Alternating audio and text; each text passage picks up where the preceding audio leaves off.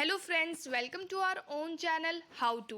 तो आज हम आपको स्पाइसेस मैन्युफैक्चरिंग बिजनेस के बारे में बताने वाले। स्पाइसेस मतलब मसाले, और इंडिया में मसाले बहुत ही ज़्यादा फेमस है। आपको हर घर में इस स्पाइसेस की डिमांड आपको मिल सकती है, और इस डिमांड से आप अच्छा खासा फ़ायदा उठा सकते हो। तो अब इस बिज़नेस को आप कैसे स्टार्ट कर सकते हो, कितना इन्वेस्टमेंट आपको करना पड़ेगा, कैसे रिसर्च आपको करनी पड़ेगी, कौन से रॉ मटेरियल आपको चाहिए होंगे, कौन सी मशीन्स आपको चाहिए होगी स्पाइसेस बनाने के लिए, कितना एरिया, कितना मैन पावर, कैसे कस्टमर्स को अट्रैक्ट करना है, कौन से लाइसेंस आपको चाहिए होंगे, कितना प्रॉफिट आपको होगा, और क्या मार्केट स्ट्रेटेजी होगी। तो ये सारी चीज़ें जो बहुत ही बेसिक होती है एक बिज़नेस को स्टार्ट करने के लिए, तो ये सारी चीज़ें हम आपको इस वीडियो में बताने वाले हैं। आगे बढ़ने से पहले अगर आपने हमारे चैनल को सब्सक्राइब नहीं किया हो तो आप हमारे चैनल को सब्सक्राइब ज़रूर कर दीजिएगा, साथ ही में हिट द बेल आइकन।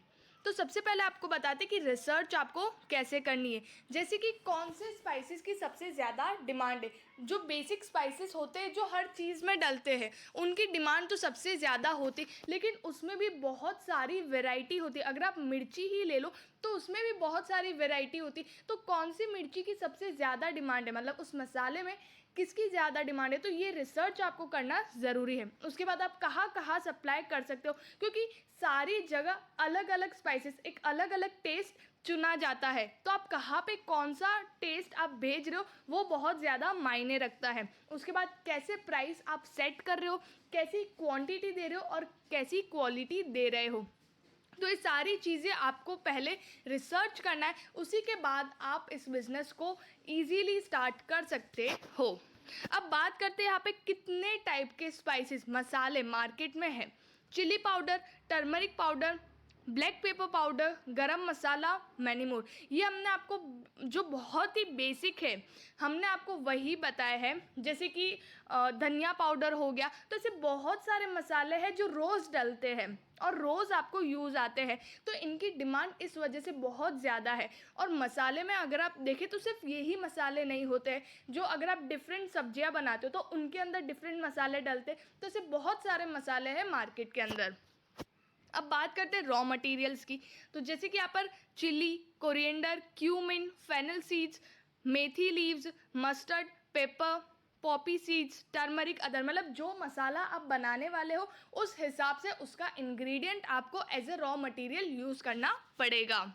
अब यहाँ पर मशीन्स की बात करते हैं। तो यहाँ पर आपको double stage, pulveriser, hammer mill, heating machine, grinding machine, spice mill, pounding machine, weighing machine, sealing machine, packaging machine, और जो छोटे मोटे टूल्स और इक्विपमेंट्स होते हैं एक इंडस्ट्री के अंदर, वो आपको चाहिए होंगे। तो ये मशीन्स आपको इंस्टॉल करवानी पड़ेगी आपके बिजनेस को स्मूथली चलाने के लिए।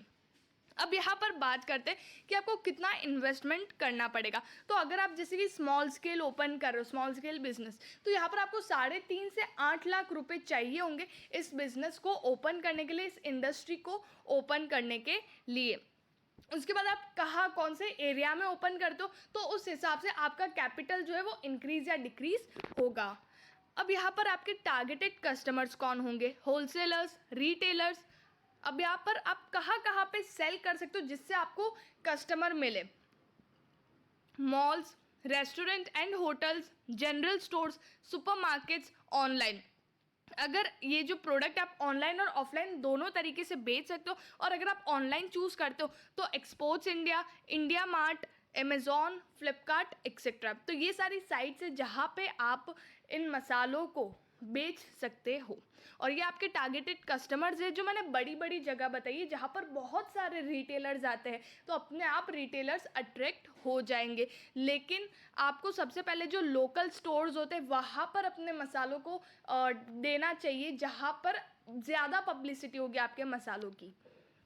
अब यहाँ पर मार्केटिंग स्ट्रेटजीज़ की बात करें तो publicity, advertising, sales promotion, direct marketing, ये सारी चीज़ें करना क्यों ज़रूरी, क्योंकि आपके अलावा मार्केट में बहुत सारे मसाले अवेलेबल है जो ऑलरेडी लोग खाते, तो लोग आपका मसाले क्यों टेस्ट करेंगे या क्यों खाएंगे। तो उस वजह से जो मार्केटिंग स्ट्रेटजीज़ है वो यूज़ करना ज़रूरी हो चुकी है अभी के लिए।